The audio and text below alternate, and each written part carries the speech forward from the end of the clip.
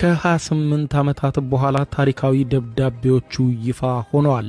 ኢትዮጵያ ወደብ ያጣችበት ሁኔታ ምንም አይነት ሰነድ እንደሌለው ጠቅላይ ሚኒስትር ዶክተር አብይ አህመድ ከተናገሩ በኋላ በተለይም ደግሞ በኢትዮጵያና ኤርትራ መካከልም ያለው ውጥረት እየተጋጋለ ከመጣ በኋላ ለመጀመሪያ ጊዜ ከ28 ዓመታት በኋላ በቀድሞ የጠቅላይ ሚኒስትር አቶ መለስ ዜናዊና በኤርትራው ፕሬዝዳንት ኢሳያስ አፈወርቂ መካከል የተለዋወጧቸው ሶስት ያክል ደብዳቤዎች ይፋ ሆነዋል።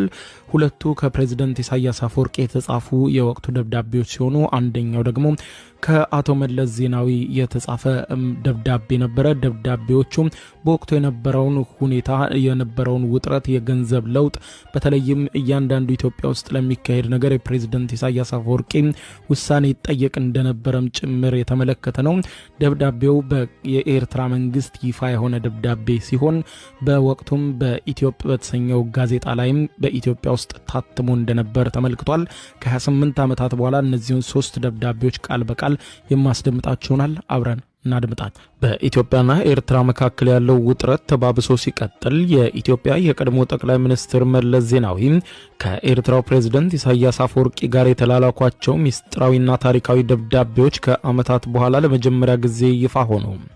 ኤርትራ የሀገርነት ዕውቅና እንድታገኝ በኢትዮጵያ ወገን የተሰጠው ይሁንታን በተመለከተ አንዳችም መንግስታዊ ሰነድ እንደሌለ ጠቅላይ ሚኒስትር ዶክተር አብይ አህመድ ባለፈው ጥቅምት ወር ለሕዝብ ተወካዮች ምክር ቤት መግለጻቸው የሚታወቅ ሲሆን ጠቅላይ ሚኒስትሩ በኢትዮጵያ መንግስት ስምምነትን የሚገልጽ የሚኒስትሮች ምክር ቤትም ሆነ የምክር ቤት ሰነድ አለመገኘቱን ጠቅሰው እኛ ይህንን ጥያቄ ስናነሳ ኢትዮጵያውያን የቀይ ባህር ወደብ ያሳጣንን ውሳኔ ማን የወሰነው ሲባል ካቢኔው ይሆናል ብለን የካቢኔውን ሰነድ ብናገላብጥ ካቢኔው አያውቀውም፣ ምክር ቤት ይሆናል ሊወሰነው ብለን ብናስብም በወቅቱም ምክር ቤት የሚባል አልነበረም፣ ምክር ቤትም ውሳኔውን አያውቀውም ሲሉ የኢትዮጵያ ሕዝብ በሕዝበ ውሳኔው አሳልፎታል እንዳንል ደግሞ በኢትዮጵያ ሕዝብም ሆነ በተወካዮቹ የተሰጠ ምንም አይነት ውሳኔ የለም ነበረን ሲሉ ጠቅላይ ሚኒስትሩ መናገራቸው የሚታወስ ነው።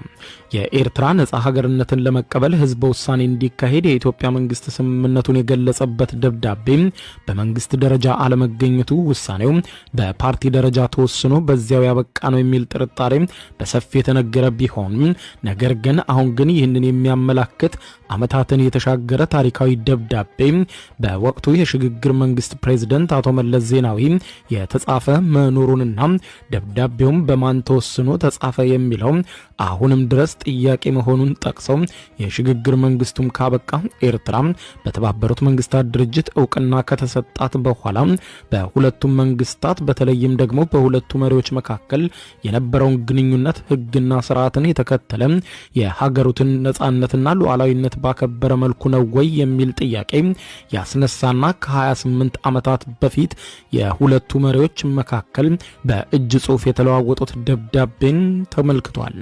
ጠቅላይ ሚኒስትር መለስ ዜናዊና ፕሬዝዳንት ኢሳያስ አፈወርቂ በነሐሴ ወር 1989 ዓመተ ምህረት የተላላኩት ሁለት ደብዳቤ ኢትዮጵያ የገንዘብ ለውጥ ለማድረግ መዘጋጀቷንና ይህንንም ለኢትዮጵያ ሕዝብ ይፋ ለማድረግ ከኤርትራ በኩል ስምምነት እየተጠበቀ እንደሆነ ሲያስረዳ የወቅቱ ጠቅላይ ሚኒስትር መለስ ዜናዊ በመስከረም ወር 1990 ዓመተ ምህረት የመለወጥ እቅድ መኖሩን ገንዘቡ ታትሞ መግባቱን ከፕሬዝዳንት ኢሳያስ አፈወርቂ ጋር ደብዳቤ በሚለዋወጡበት ወቅትም ስለ ጉዳዩ የኢትዮጵያ ፓርላማ አለማወቁን ጭምር የመለስ ዜናዊ ደብዳቤ እንደሚያስረዳ የተገለጸ ሲሆን ሁለቱም መሪዎች በእጅ ጽሑፋቸው የተለዋወጡትን ደብዳቤ ድንበር አካባቢ አለመግባባቶች እንዳሉባቸው፣ በሌላ በኩልም በአፋር አማጺ አርዶፍን በጋራ ለመዋጋት እየተንቀሳቀሱ መገኘታቸውን እንደሚያስረዳም ተመልክቷል። በቅድሚያ ደብዳቤውን የጻፉት ፕሬዝዳንት ኢሳያስ አፈወርቂ ሲሆኑ ፕሬዝዳንት ኢሳያስ አፈወርቂ በደብዳቤያቸው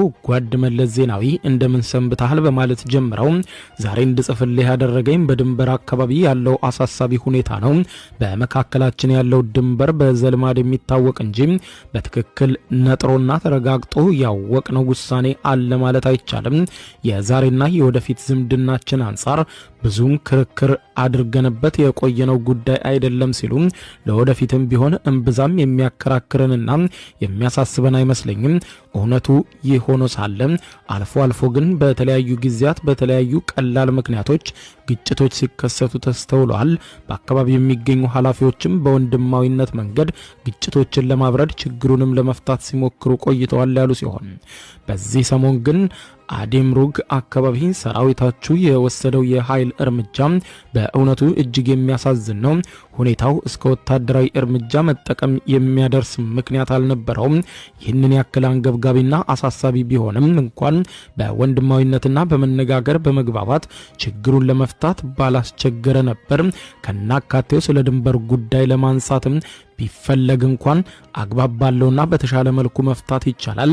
ይህ የተወሰደው እርምጃ አስፈላጊ ወዳልሆነ ግጭት እንዳያመራ ከአሁኑ መገታት አለበት። አንተው ራስህ አስቸኳይ እርምጃ እንድትወስድ አሳስባለሁ ሲሉ በመጨረሻም ደብዳቤያቸው ከሰላምታ ጋር ኢሳያስ አፈወርቂ ነሐሴ 10 1989 ሲሉ አጠናቀውታል። ሌላኛው ይፋ በሆነው የጠቅላይ ሚኒስትር መለስ ዜናዊ ለዚሁ የኢሳያስ አፈወርቂ ደብዳቤ ምላሽ በሰጡበት ደብዳቤ ላይ ደብዳቤው ሲጀምር ኢሳያስ አፈወርቂ እንዴት ሰነበትክ? የጻፍካትን ደብዳቤ ተመልክቻታለሁ።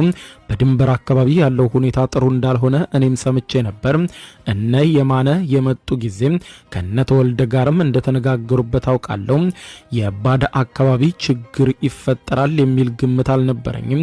ምክንያቱም ጓዶቻችን የያዙትን ስፍራ ከዚህ ቀደም የሚያጋጭ ስላልነበረና ወደፊትም ችግር በሚከሰትባቸው አካባቢዎች አስቀድሞ የመግባባቱ አስፈላጊነት ስለታየ ነው። የኦጎጎሞ ወይም አርዶፍ ርዝራዦችም በአካባቢው የፈጠርነውን ሰላም እያደፈረሱብን ስለነበረ እነርሱን ለማባረር ተንቀሳቅሰናል።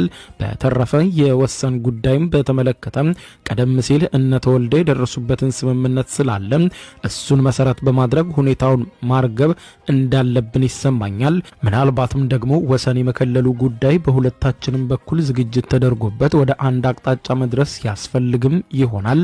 ካንተ ጋር በተነጋገርነው መሰረት ነንዋይን ወደ አስመራ ልኪያቸው ነበር።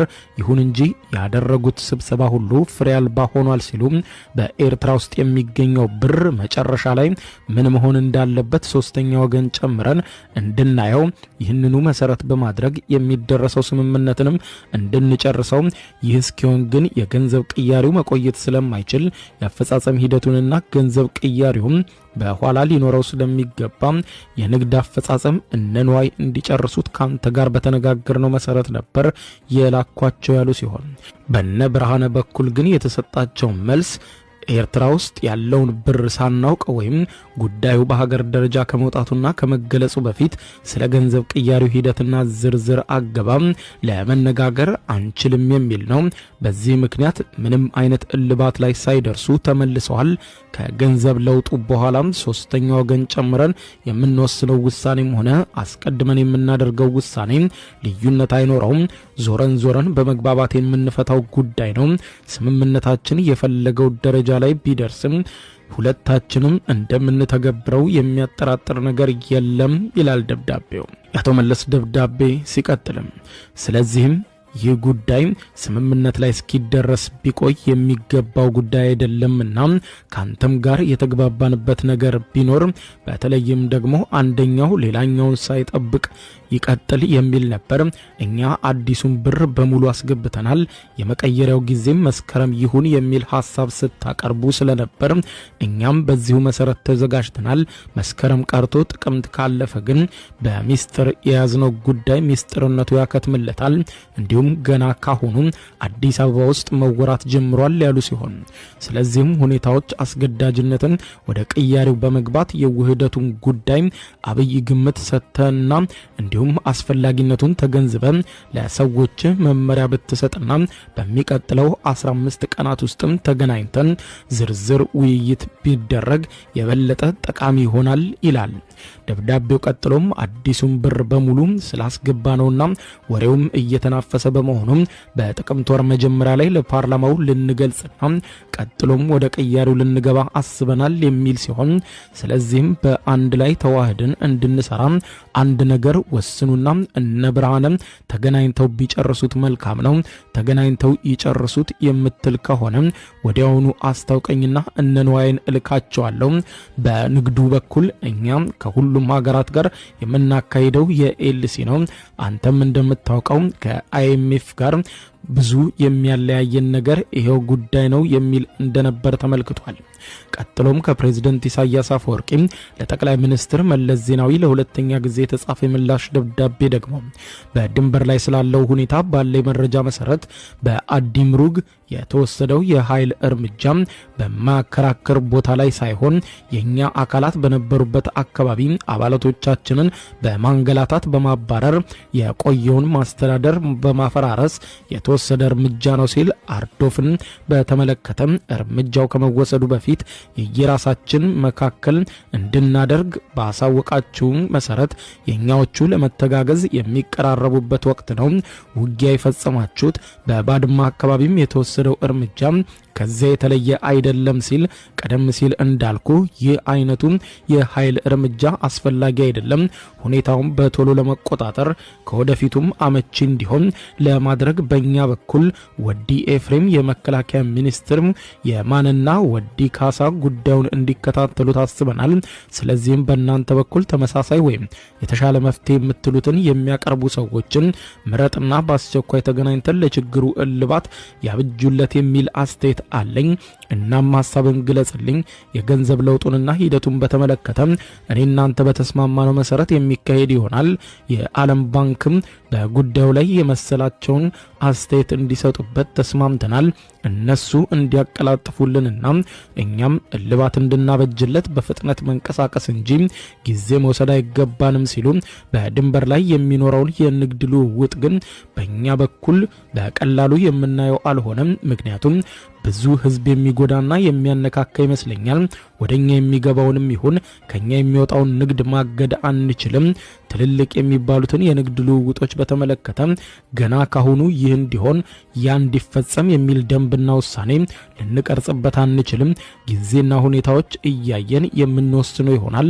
ይህንንም በተመለከተ የኛ ሰዎች ለነንዋይ በስፋት ያብራሩላቸው ይመስለኛል። አሁን በችኮላ እንዲደረግ ማለቱ ኋላ ላይ እንቅፋት እንዳይፈጥርና ጉዳዩን በየማዕዘኑ በጥልቀት ለመመልከት እንዲያስችል ተቀራርቦ መነጋገር መወያየት ይጠይቃል። ከሰላምታ ጋር ጓድ ኢሳያስ አፈወርቂ ነሐሴ 1989 ዓመተ ምህረት የሚል ደብዳቤ ነው። እነዚህን ደብዳቤዎች ለመጀመሪያ ጊዜ ይፋ ያደረገው የኤርትራ መንግስት ሲሆን ሁለቱ ሀገራት ወደ ጦርነት በገቡ ማግስት በሐምሌ ወር 1990 ዓመተ ምህረት ኡየት በተባለ በኤርትራ መንግስት ልሳን ላይ ሲታተም የደብዳቤዎቹን የአማርኛ ትርጉም በወቅቱ በነበረው የኢትዮጵያ ጋዜጣና መጽሔት በወቅቱ ማሰራጨቱ የሚታወስ ሲሆን መሪዎቹ ደብዳቤውን ከተጻጻፉ ከ9 ወራት በኋላ በግንቦት ወር 1990 የኢትዮጵያና ኤርትራ ጦርነት መፈንዳቱም ተዘግቧል። በኢትዮጵያና በኤርትራ በኩል በወቅቱ የነበረው የግለሰቦች ማለትም የሁለቱ መሪዎች ግንኙነት እንደነበረ አመላካች መሆኑን እነዚህ ታሪካዊ ደብዳቤዎች አመላካች መሆናቸው ተዘግቧል። ከዚህም ባሻገር በተለይም ኢትዮጵያ ወደብ ለማጣቷ ዋነኛ ምክንያት በግለሰቦቹ መካከል የተጀመረው ግንኙነት በዚያው በግለሰቦቹ ደረጃ መቅረቱና በኋላም እንዴት እንደሆነ ባልታወቀና ሰነድ በሌለው ሁኔታ ኢትዮጵያ ሙሉ በሙሉ ወደብ እንድታጣ የተደረገበት መንገድ ዛሬም ድረስ ብዙዎችን የሚያነጋግር ሆኖ ቀጥሏል።